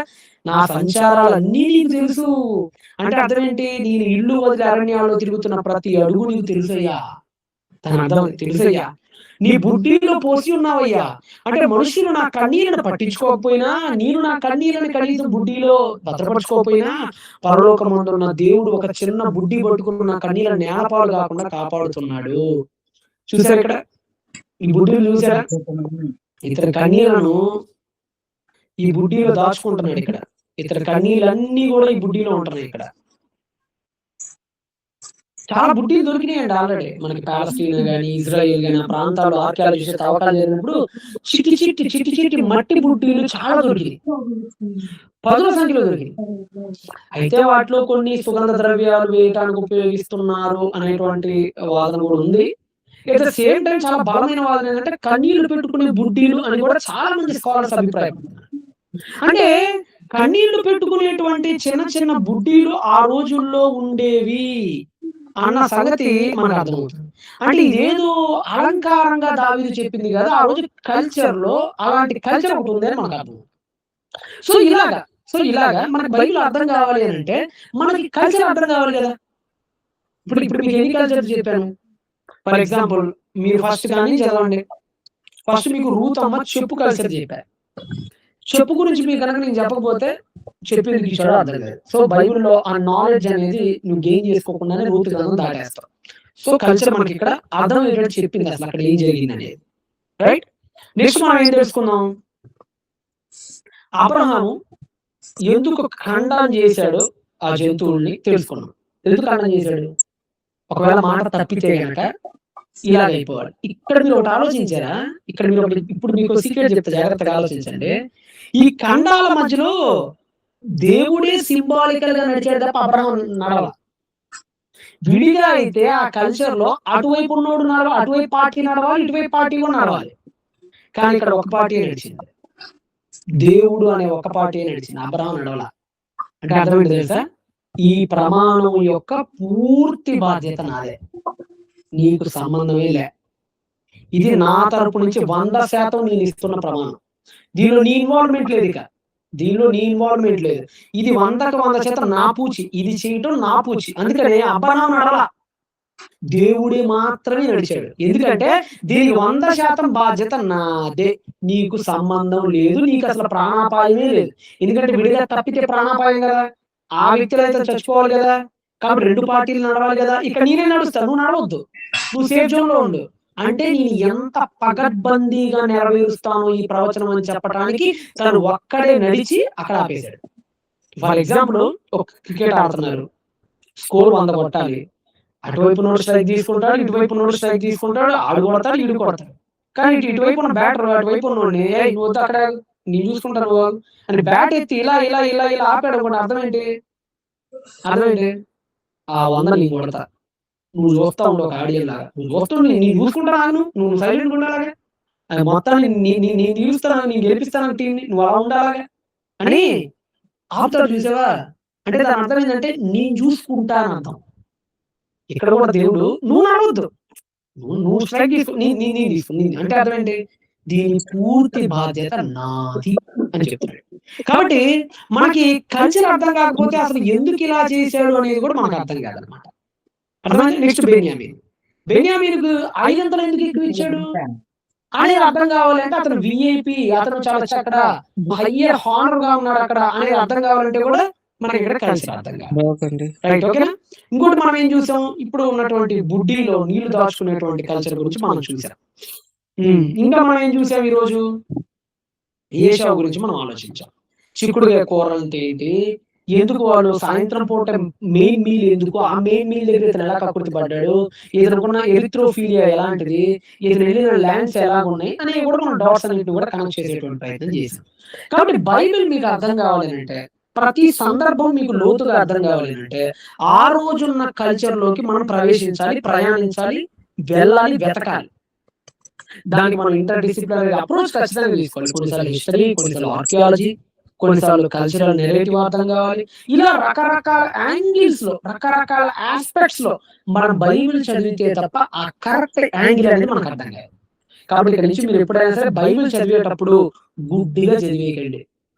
మీకు వచ్చింది ఇంటర్ప్రిటేట్ చేసుకుంటూ వెళ్ళిపోకండి. ఇందాక చెప్పాను కదా, మీకు ఒక సందర్భం చెప్పాను కదా, బల్గేరియా అండ్ ఇండియా సందర్భం. ఒక వీడియోని మ్యూట్ లో పెట్టినప్పుడు ఇండియా వాడిచ్చిన వ్యాఖ్యానం వేరుగా ఉంటుంది, బల్గేరియా వాడిచ్చిన వ్యాఖ్యానం వేరుగా ఉంటుంది. అది అడ్డంగా ఊపింది, నచ్చిందని చెప్పాలా, నచ్చలేదని చెప్పాలంటే నువ్వు చెప్పకూడదు. ఆ కల్చర్ అనే కళ్ళజోడు పెట్టాలి ప్రతి దానికి. ఇదిగోండి, ఇది ఉంది చూసారా, ఈ స్పెట్స్, ఇది కల్చర్. ఏ పుస్తకం చదవాలంటే ఆ దేశంలో ఉన్న కల్చర్ అనే కళ్ళజోడు అలా పెట్టుకొని చదివితేనే మన బొమ్మ క్లారిటీ ఉంటుంది. అదేనా? ఇప్పుడు ఐగుప్తు సందర్భాలు చదవాలంటే నేను ఐగుప్తు అనేటువంటి కల్చర్ పెట్టుకొని చదవాలి. మెస్పోటేమియా బైబిల్ సందర్భాలు అవి చదివేటప్పుడు మెస్పోటేమియాలో ఉన్నటువంటి కల్చర్ తో చదవాలి. కొన్ని కనాను సందర్భాలు అప్పుడు కనాను అనే ఆ కల్చర్ అనే కళ్ళజోడు పెట్టుకొని చదవాలి. నాకు ఒక టెక్స్ట్ అర్థం కావాలి అని అంటే అది ఎక్కడ జరుగుతుంది, ఏ ల్యాండ్ లో జరుగుతుంది, ఏ ప్రజల మధ్య జరుగుతుంది అనేది ఆ కల్చర్ ఏంటో తెలుసుకొని వాటి కళ్ళజోడుగా మార్చుకొని సందర్భాలు చదివితే తప్ప మనకు బైబిల్లోని సందర్భాలు చాలా మట్టుగా అర్థం కావు. లేదంటే సగం సగం అర్థం అవుతాయి, అర్థమయ్యే అర్థం కానట్టుగా మనం కొట్టేసుకుంటూ వెళ్ళిపోతాం. కాబట్టి ఇక్కడ నుంచి మీరు బైబిల్ జాగ్రత్తగా చదివేటప్పుడు ఏం చేస్తారు ఇక్కడ నుండి ఖచ్చితంగా కల్చర్ బేస్ చేసుకొని చదవండి. కాబట్టి ఈ కల్చర్ గురించి మీకు ఈ విషయాలు అర్థమైందని నేను ఆశిస్తున్నాను. రేపు హోంవర్క్ ఏంటంటే మీ అందరికి చెప్పాను కదా, మ్యాప్ పాయింట్ రేపు మీకు హోంవర్క్ గా ఇస్తున్నాను అనమాట. లాస్ట్ టైం హోంవర్క్ చాలా బాగా చేశారు. నిజంగా నైట్ బ్యాచ్ వాళ్ళు మాత్రం చాలా అద్భుతంగా చేశారండి. మీరు ఇలానే కంటిన్యూ అవ్వండి. మరి మార్నింగ్ బ్యాచ్ వాళ్ళు మీరైనా నైట్ బ్యాచ్ వాళ్ళని చూసుకొని కొద్దిగా జాగ్రత్తగా మీరు కూడా చేయండి. రైట్, ఓకేనా? మీరు ఇంకా ఫ్రెష్ ఆడియన్స్ వాళ్ళకంటే కూడా. రైట్. కాబట్టి ఇప్పుడు మనకి రేపు హోంవర్క్ ఏంటంటే ఇదిగోండి, ఎవరెవరు ఎక్కడ ఉంటారు ఈ వీళ్ళందరి గురించి కూడా రేపు మీరు మ్యాప్ పాయింట్ లో రాయండి. రేపు మీరందరూ కూడా 7 ట్రైబ్స్ ఆఫ్ కెనానైట్స్ వీళ్ళందరూ మ్యాప్ పాయింట్లు మీరు రాయండి. ఈ రోజు క్లాస్ లో కల్చర్ యొక్క ఇంపార్టెన్స్ కి మీకు ఎంతవరకు అర్థమైంది, మీకు ఏ ఏ విషయాలు బాగా అర్థమైంది, ఈ రోజు మీరు కొత్తగా నేర్చుకున్న విషయం ఏంటి, ఒకవేళ ఈ రోజు క్లాస్ కనుక వినకపోతే ఇది మిస్ అయిపోయే వాళ్ళం అండి అని అనిపించిన విషయాలు ఏంటి, వాటన్నిటిని కూడా మీరు చక్కగా రాసి బైబిల్ వర్క్ షాప్ అనేటువంటి గ్రూప్స్ ఉన్నాయి. మళ్ళీ ఎక్కడ పెట్టాలని కొంతమంది అడ్మిన్స్ ఉన్నాయి. ఒకటి ఎంఎస్ఎం అఫీషియల్ మార్నింగ్ బ్యాచ్ ఉంది, ఎంఎస్ఎం అఫీషియల్ నైట్ బ్యాచ్ ఉంది. ఇక్కడ ఓన్లీ నోటిఫికేషన్స్ వస్తాయి, ఇంకేం రావు. కానీ బైబిల్ వర్క్ షాప్స్ అనే 2 గ్రూప్స్ ఉన్నాయి. ఆ బైబిల్ వర్క్ షాప్ అనే గ్రూప్ లో మీ అందరూ జాయిన్ అయ్యారు చాలా మంది. అవ్వకపోతే అడ్మిన్స్ అడగండి, వాళ్ళు మీకు లింక్ పంపిస్తారు. ఆ గ్రూప్ లో మీ హోంవర్క్ రేపు పొద్దున పెట్టండి. కాబట్టి కల్చర్ అనేటువంటి ఈ రోజు పాఠం మనకు అయిపోయింది. రేపు రిలీజియన్ గురించి మాట్లాడుకుందాం, ఓకేనా? రేపు మనం రిలీజియన్ గురించి మాట్లాడుకుందాం. ఆ తర్వాత మీకు ఇంకా చాలా వస్తాయి. మీరు నిదానంగా కదులుదాం, మనం బండిని హడావుడు వద్దు. కొన్నిసార్లు ఇంట్రెస్టింగ్ గా ఉండకపోవచ్చు పాఠాలు, కానీ ఇన్ఫర్మేషన్ మాత్రం చాలా ఇంపార్టెంట్.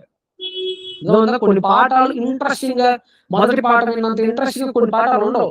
అన్ని ఇంట్రెస్టింగ్ గా ఉండవు, కానీ ఇన్ఫర్మేటివ్ ఉంటాయి. మీకు ఇన్ఫర్మేషన్ ఈజ్ వెరీ ఇంపార్టెంట్, ఓకేనా? కాబట్టి మీరు ఇన్ఫర్మేషన్ గ్యాదర్ చేసుకునే ప్రయత్నం చేయండి. కల్చర్ వెలుగులో చదవాలి అనేటువంటి ఈ విషయం మీకు అర్థమైతే మీరు బైబిల్ ఇంకా బాగా మీకు డెప్త్గా అర్థమయ్యేటువంటి అవకాశం మీకు ఉంది. కాబట్టి నెక్స్ట్ రిలీజియన్ ఉంటది. నెక్స్ట్ రిలీజియన్ తర్వాత రాజకీయ ప్రపంచం గురించి ఉంటది. రాజకీయ ప్రపంచం గురించి అయిపోయిన తర్వాత సెక్సువాలిటీ ఉంటది. ఆ తర్వాత మళ్ళా స్లావరీ గురించి ఉంటది. ఇలాగ మీకు ఫౌండేషన్ క్లాసెస్ ఉంటాయి. ఫౌండేషన్ క్లాసెస్ అయిపోయిన తర్వాత మనం జెసిస్ లోకి వెళ్తాం. అప్పుడు మీకు నేను ఎందుకు ఇన్ని తరగతులు చెప్పాను మీకు అప్పుడు అర్థమైంది. అర్థమైందా? యేసుప్రభు వారి ప్రవచనాలన్నీ పునరుద్ధరణ తర్వాత అర్థమైనట్టుగా నేను ఇప్పుడు ఇవన్నీ ఎందుకు చెప్తున్నాను అనేది మీకు జెన్సిస్ లోకి ఎంటర్ అయిన తర్వాత అర్థమవుతాయి. కాబట్టి చక్కగా అందరూ కూడా ఫాలో అవ్వండి. మళ్ళా కలుద్దాం. బీ ది డషన్, హెయిట్ రోడ్. బాయ్.